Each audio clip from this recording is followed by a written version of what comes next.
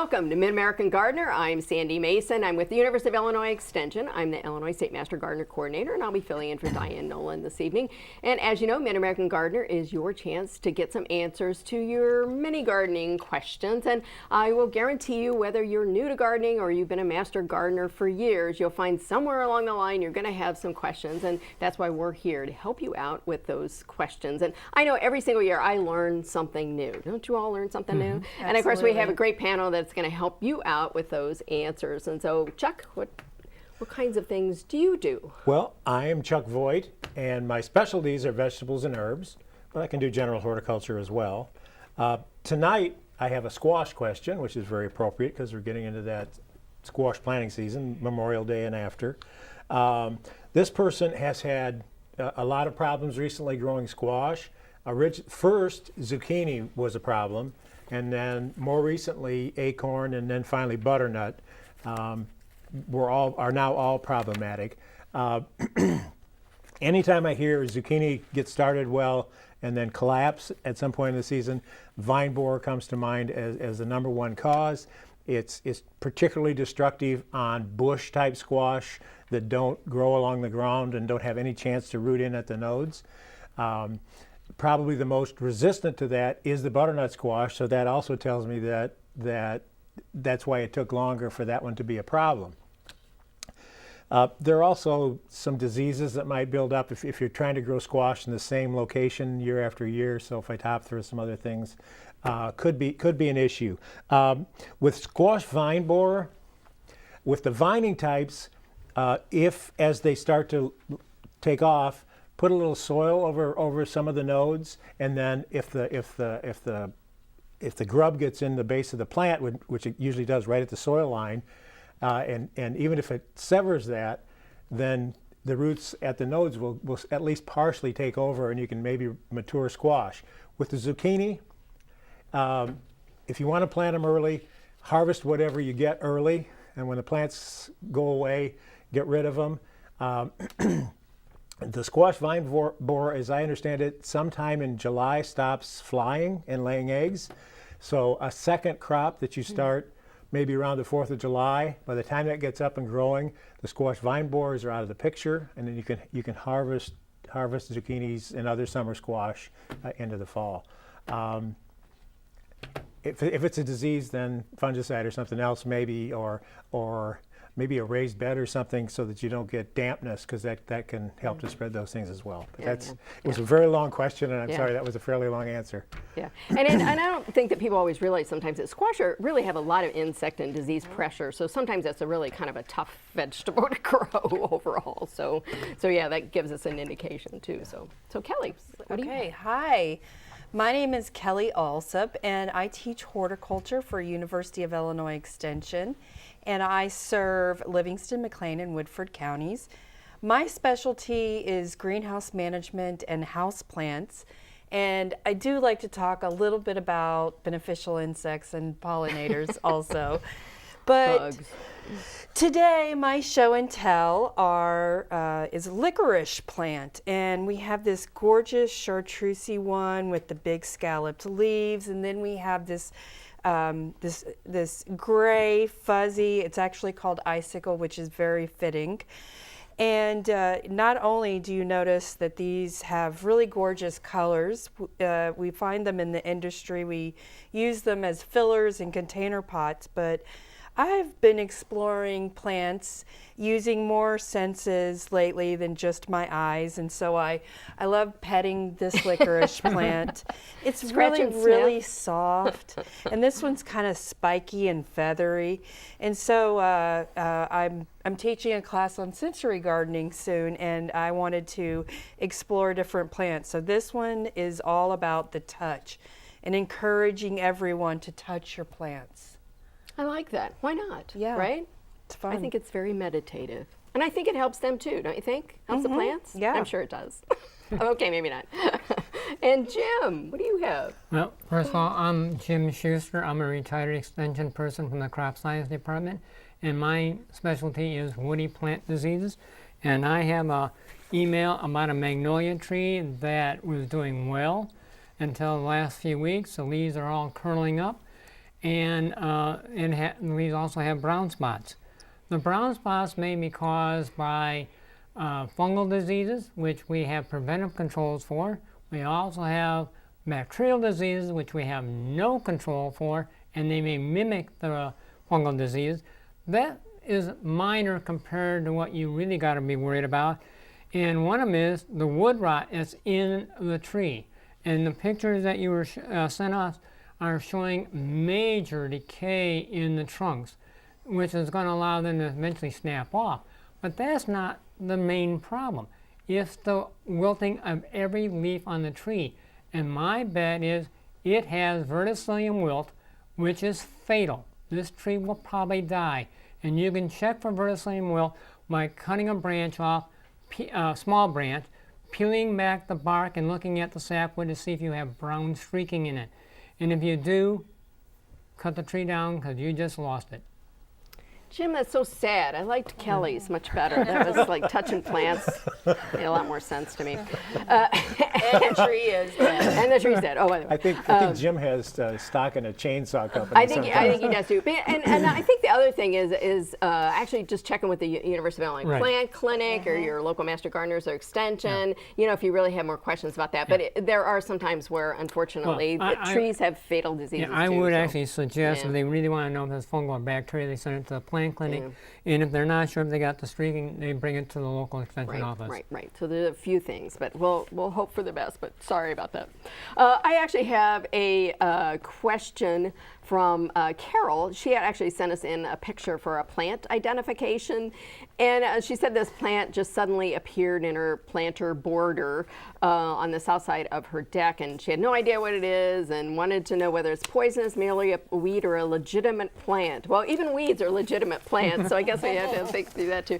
So this is actually, a lot of us have looked at this picture, and it's really kind of hard to tell sometimes just from pictures. So I will tell you, we had a few ideas. My guess is because it just popped up on its own that it could very likely be one of the little more weedier things. I don't know if you have, folks have any idea. At first I thought there is a plant called spring avens that often pops up, you know, pretty readily around things. So realizing that weeds are just plants out of place, you may just decide whether you want to keep this or not. So I'm afraid we don't have a whole lot of answers for you on this unless somebody else wants to chime in. It's just really a hard one to tell from the pictures. Yeah, it looks a little bit like one of those things that comes up, flowers, and then has little stickery. Well, that spring avens does that. Yes. It has those little stickery Yeah, things and then that they get on your transfer pants, everywhere. they get on fur if you're in Absolutely. whatever, and Yeah. they get moved around. Yes. So Yeah, that's what I thought. It might be spring avens. But I think the big thing is that if you can actually, when it comes to plant identification kinds of things, and I know maybe you don't want to let it flower, but sometimes that's the best way for us to identify things is once they flower. So sort of keep that in mind,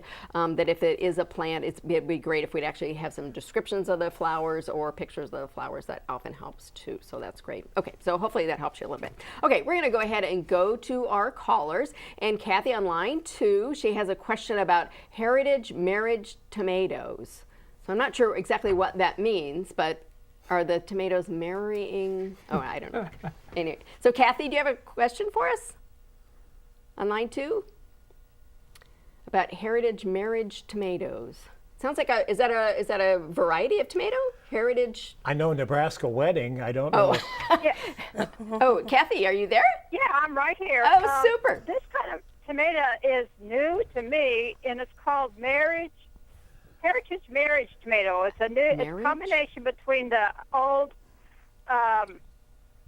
like the purple ones, you know, like the old kind, you know, and then a bond. So it's between two different, like the old heirloom one and the new bond kind. And I didn't know if they're productive or if anybody's heard about those. Yes, they've done some hybridization, particularly with Brandywine, which is an old pink or purplish potato leaf tomato.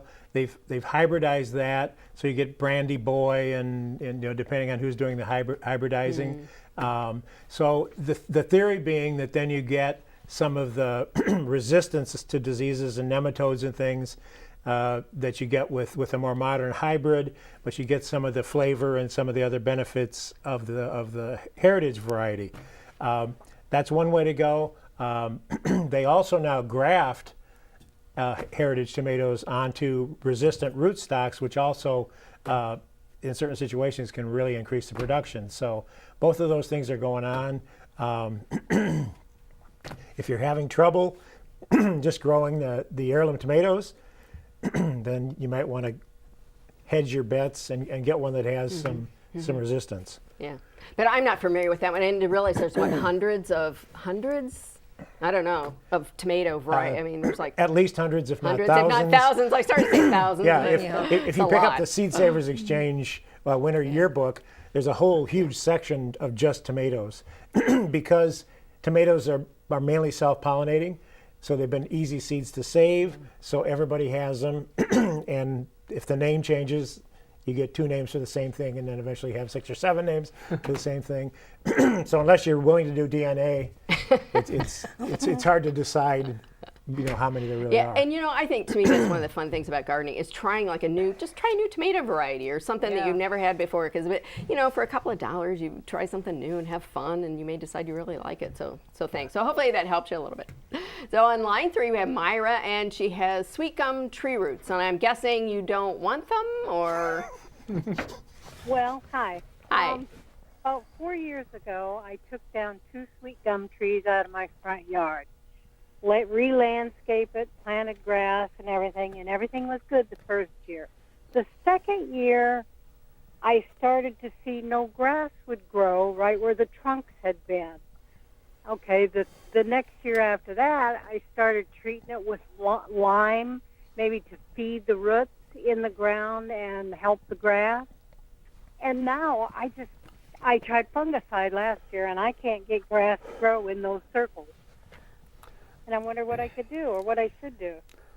Part of the problem is the trunk is trying to decay and is sucking nutrients out of the soil, which will starve the grass. In addition, I would not have used any lime without first soil testing, because you can drive the soil pH so high that nothing will want to grow there. So before you ever use lime again, get the soil tested to make sure you have the right pH level for that area. But the other thing is, you may want to consider putting some fertilizer in that soil to help speed up the decay of that cut off trunk, and so it'll help rot and allow some fertilizer for your live plants to grow with.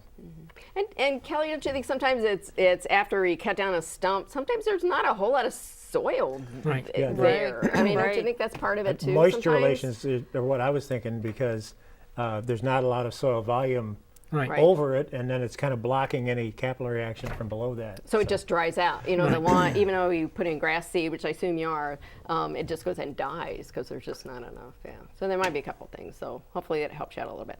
So, and on line 4 we have Cliff, and he has a crabapple tree that sounds like it's losing some leaves. Absolutely. And hi, it's a great program. Oh, great, We good. have 3 crabapple trees. They bloom every spring. They look beautiful.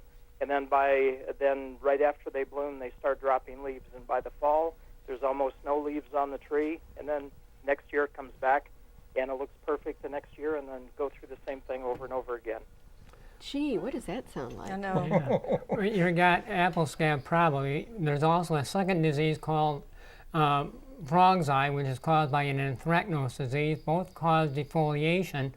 And there are preventive fungicides that you start with bud break, and you spray according to the directions on frequency, but generally it's every 7 to 14 days, depending on how much rain you get. And you continue those sprays until we basically stop getting a lot of rain. And then you can maybe like every 3 or 4 or 5 weeks for the rest of summer, give it a preventive spray to help maintain some of the leaves for the rest of the summer. But probably your main disease is apple scab. And, I was going to say, there are some resistant cultivars of that. But he which- doesn't have them. Yeah, and guess what? hopefully not.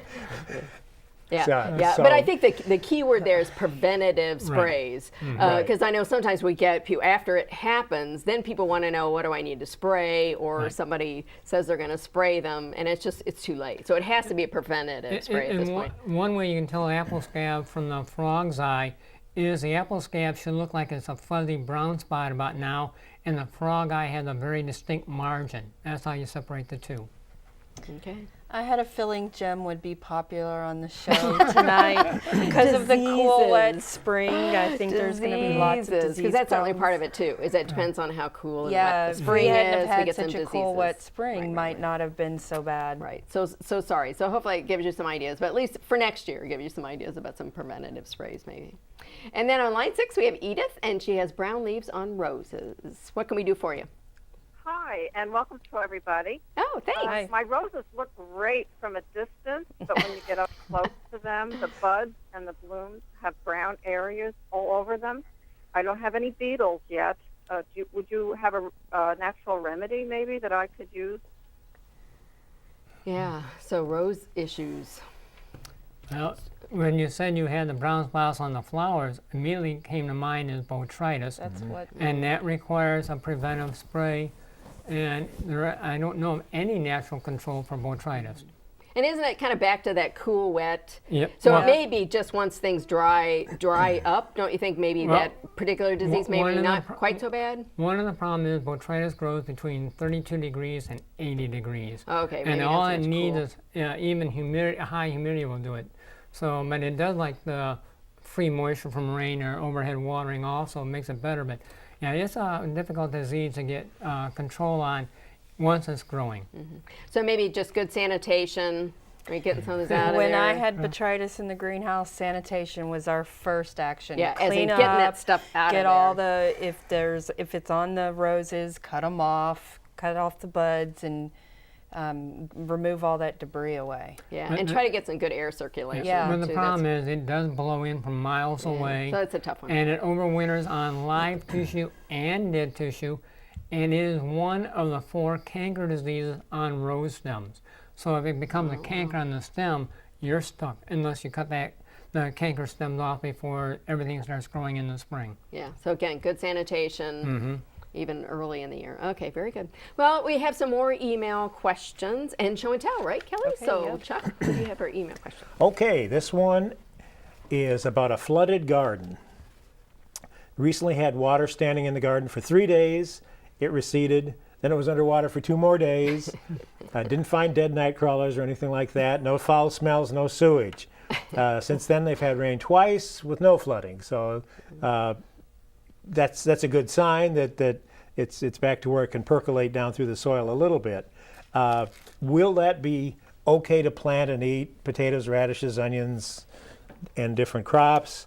And they pretty much want to plant everything. We talked a little bit about if there might have been runoff from a farm field or something. I don't know where they're located, if they're far away from farmland or not. Generally, if that was happening, you'd probably see grass on the way that's sprouting and getting killed. Just the garden plot, if you're certain that it wasn't contaminated with sewage or other toxic kinds of things, as soon as it dries out and you get it tilled up and re-aerated, I would be fairly confident about going in and doing that. That's assuming that the monsoon is almost over, which a couple of years ago it wasn't. Hopefully this year we're getting to that point. But I would be fairly confident that it would work from this point on. Yeah, and it does seem like it gets really, especially compacted, don't you think? After flooding, so the whole point of tilling, or Yeah, it just seems like it really. And like the finer material tends to crust on the top, and so if you can You're get gonna have that worked back in so that you've got the particle size back Right, mixed in. right. And if it keeps happening, raised beds. Yes, yes, right. If this is a chronic problem, raised beds would help to alleviate that, because they'd be little islands Yeah, at in the least. flood. Of the flood. I've had those, believe it or not. Yeah. Some years. Okay, so Kelly, you always bring them such great things. Okay, yes. I am continuing with the sensory garden theme, and these are 3 plants that tantalize my sense of smell. So we look at this one. This is also an annual that a lot of gardeners like to grow. It's called heliotrope. But when I was in college, our teacher taught us to smell it.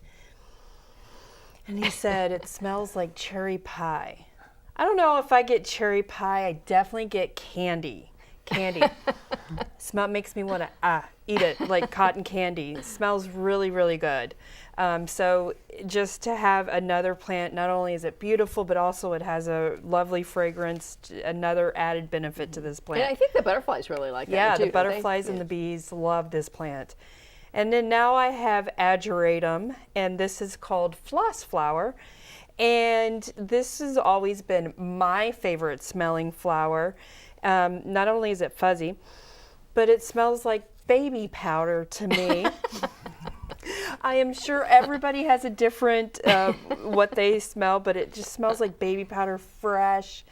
So I love smelling this one. I always pet it too because it's very fuzzy and soft. And then I found this plant, and it's patchouli, and so it's an herb in the mint family, like rosemary and sage, and people make perfumes and soaps out of it. You can actually eat it too, but when you rub these leaves, it smells like the patchouli oil that all the people. Well, in the I was going to say, I don't know why you're looking at me, Kelly. No, so they I would know in the about 90s, the 60s. and, everybody in my high that's okay. school was wearing patchouli oil. I was thinking 60s and I was gonna 70s, say not that you 60s would and remember 70s, that. Chuck, and but- we know those. But yeah, it's It's just a baby boomer plant. yeah, and it actually the more warm the room is, the better it smells. So it's just a fun plant to make potpourri out of and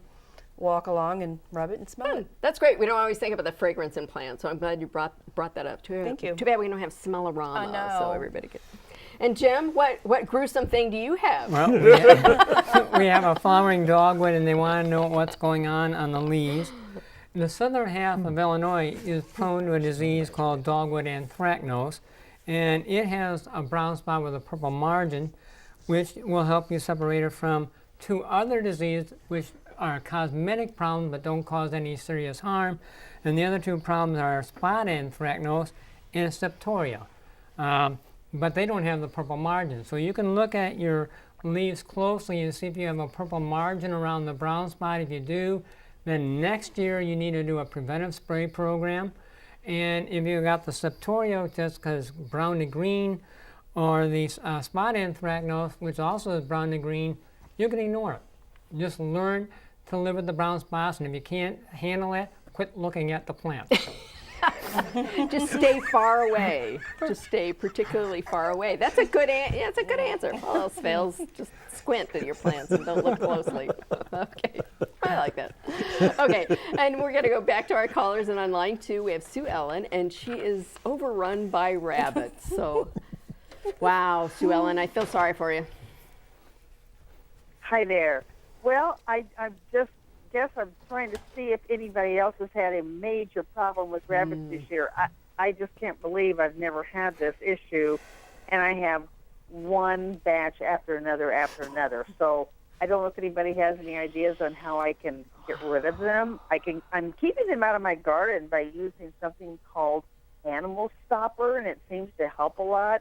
It's like rosemary oil and cinnamon and some other mint oil, but they're just taking over my yard. So thank you. Yeah, I wonder about the winter, because we had a fairly mild winter, if maybe that didn't help rabbit populations to increase. But at any rate, anybody got some ideas?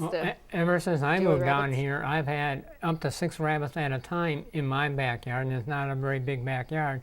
And the only way I've been able to keep them from eating my garden is chicken wire. And it doesn't look pretty, but at least I have plants all the way to fall. If I don't use the chicken wire, I have stubs. Because rabbits are protected. You can't really kill them officially without a permit. I think exclusion is the answer. We are dealing with a varmint in one of our community gardens, a groundhog that's eaten up all of our spring crops. I think exclusion is what you have to do. You have to exclude them. Any Or other, get a dog. Repellents, it sounds like she's getting some help, at least repellents, because there's plenty of those out there, but a lot of that depends on the population, how many rabbits you have and how hungry they are. The and rain. Any how other often, ideas? Yeah, how often it rains. Yeah, how often it rains, you often have to reapply those, but sometimes that helps to some extent. Have any other ideas? No. No. Did you Good know- eating. Did you know rabbits were the #1 invasive species in the whole world? I did not know that. Wow. I Everybody believe it. hates them, but they're so cute. I believe that. I know, and it really is one of those things that's really difficult. So exclusion and then repellents to some extent. And actually, I've had pretty good luck even just flipping over some of the like wire mesh containers that you get for closets and things like that. So hopefully people get some ideas. So sorry we didn't have a good answer for the rabbits, but hopefully people get out there and garden because I think it's going to be a great season. I do too. Have a great week.